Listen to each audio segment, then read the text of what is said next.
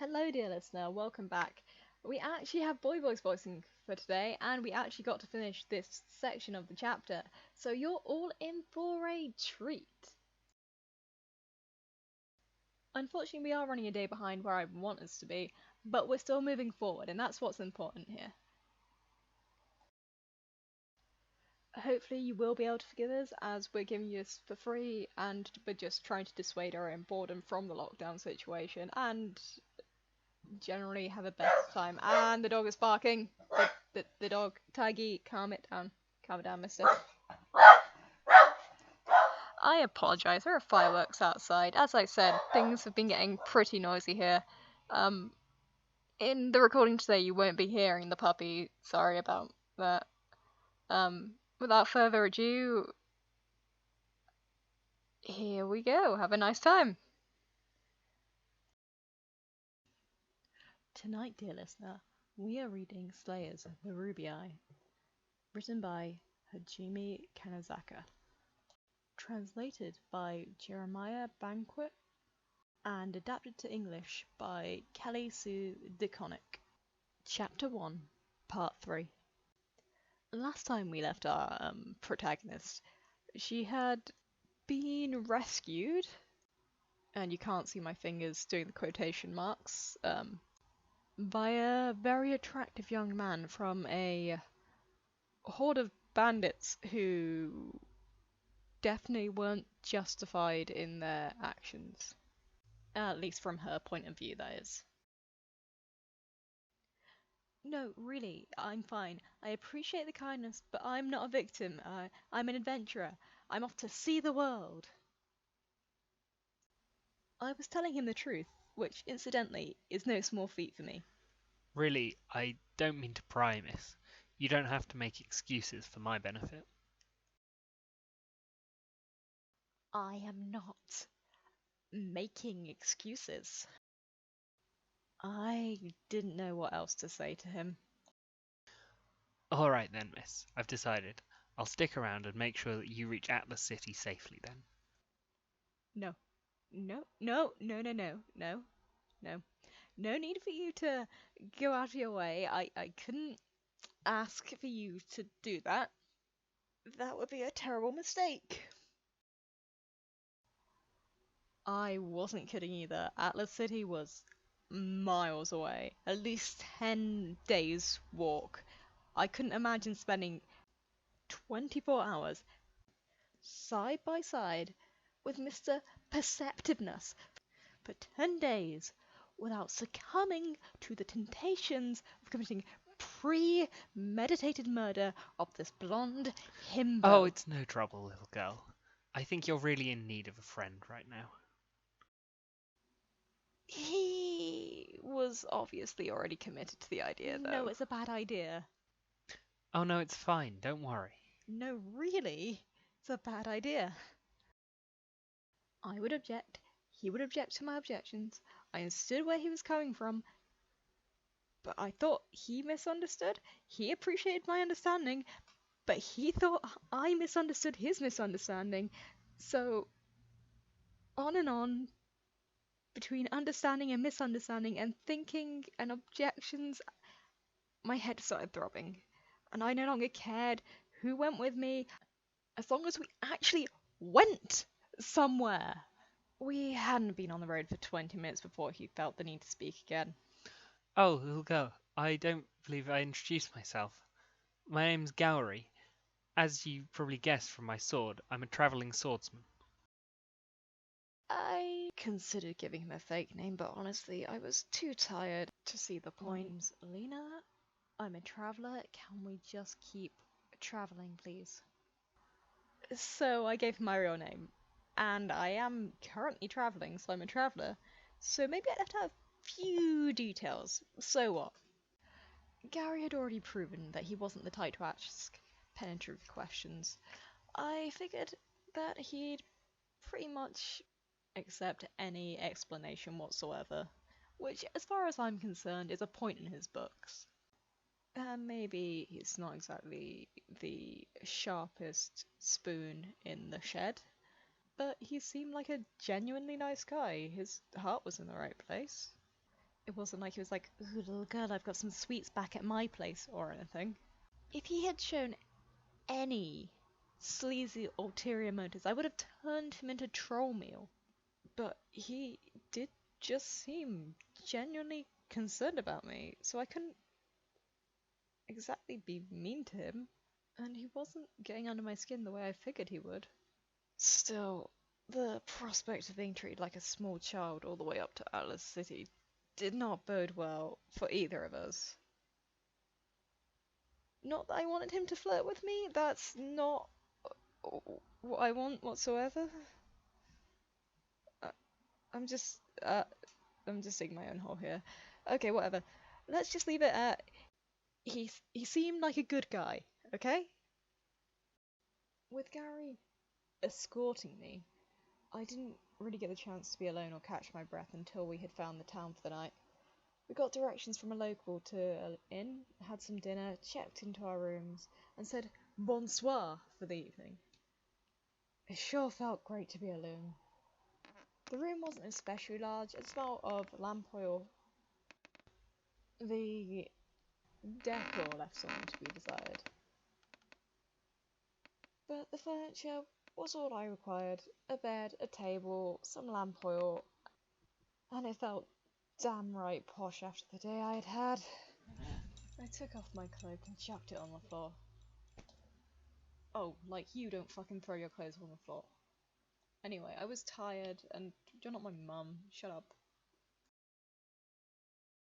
Oh yeah, thanks to a little magic spell that I whipped up, my cloak, which extends from my collar to my knees, um, always lies flat when it lands on the ground, um, even though it's filled with loot from the bandits earlier. It lies flat and looks smooth, but it doesn't stay silent, and the clattering and clanking had been driving me nuts all day. I was looking forward to a chance to finally appreciate my plunder. Right, let's get things organised. Let's put the leather pouches filled with basic ferrum plunder here. Let's grab that. Looks like it might be valuable.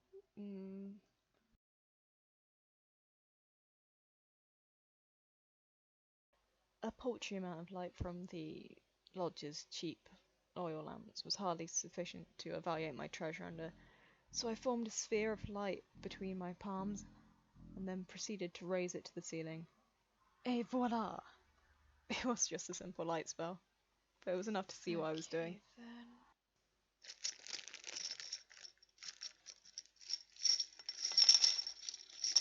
There's around 300 gemstones, a few coins, a large knife, and some sort of statue. Ah, shoot. I could tell right off that most of the gemstones were flawed. The statue appeared to be of a goddess, but more important than that, it was made of Ori Halcon. And for that reason alone, it was a pretty valuable find. Nice. The knife had some kind of weapons magic attached to it, which I couldn't identify. I considered trying to use it, but you never know what a weapon like that can do to an innocent bystander. I decided to pawn it off at the next magical shop we came across. And finally, there are a dozen coins minted by the Duchess of Ladies, and since the duchy was, destroyed 500 years ago, I might figure they would fetch a tidy sum. And that was it. Not much of a haul, but what would you expect from the low-end operation like Baldy Eye Patch and the 10 Merry Hoods? A mountain of flawed gemstones, but still a mountain of gemstones, and a sight to behold. A girl could buy herself many a fancy-smancy dinner with just half amount of gemstones. And what else does a girl need? Well, actually, this girl's a sorceress and needs a whole lot more than just a few nice dinners to make her way in the world. But I'm getting ahead of myself. Back to the gemstones. I divided them by type and put them into flawed and flawless groups. The flawless gems were fine to sell as they were, but the flawed ones could do with some work. I fished a crystal sphere about the size of a child's fist out of my bag and placed it on the floor in front of me. I spun it around several times and then came to a decisive stop, with the engraving symbol pointed to the right. I took some parchment out of my bag. Its breadth and width measure of my arm span, and it glowed the colour of elf skin. Now, I think it goes without saying, but I'm just going to say it just in case.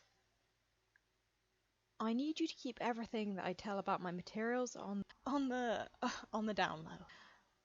My spells are trade secrets, and the last thing I need is a bunch of amateurs stirring up forces that they can't control. So all the details of spellcasting, just keep it between you and me, okay? Cool? Cool. From my bag, I grab another smaller piece of parchment. This one has a block print on it. I grab one of the flawless rubies and place it onto the larger parchment paper. I then take the smaller piece of paper and put it on top of the ruby, like I'm making a ruby sandwich. I begin chanting a fire spell. The small paper ignites, turning into white ash in an instant. Step 1, check.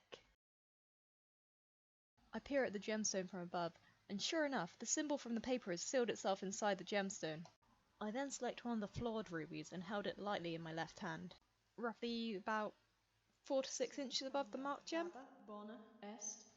I then invoke an air spell, which causes the stone in my hand to crumble into blood-coloured dust, which sifted through my fingers and fell upon the bewitched stone below.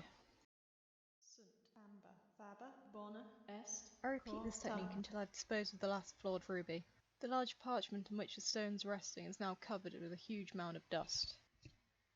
Step 2, complete. Took longer than I thought.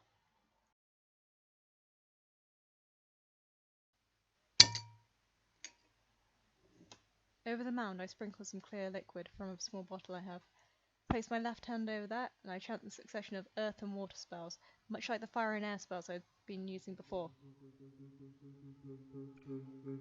My palm got hotter as the ruby flared into a bright white light. After a moment, the light dimmed. The pile had taken the form of a large ruby dumpling. What, don't you like dumplings? Dumplings are delicious. Everyone likes dumplings. Okay, that wasn't what I was aiming for either, but just wait.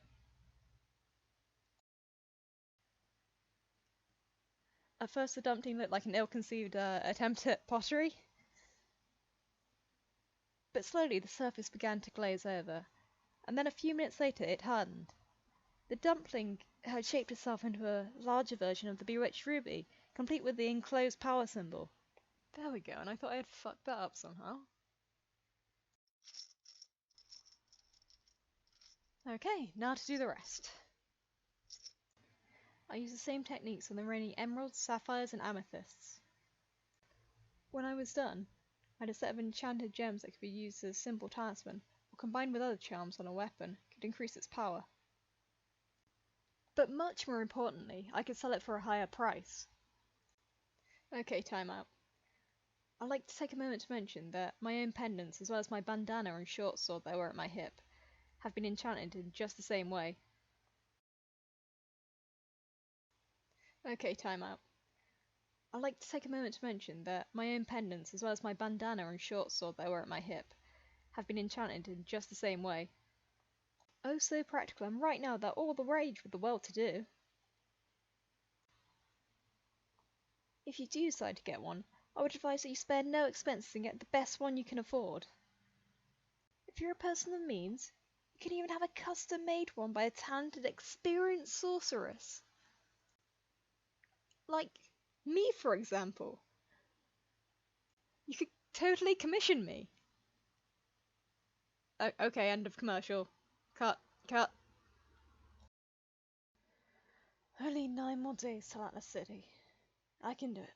I can hang in there.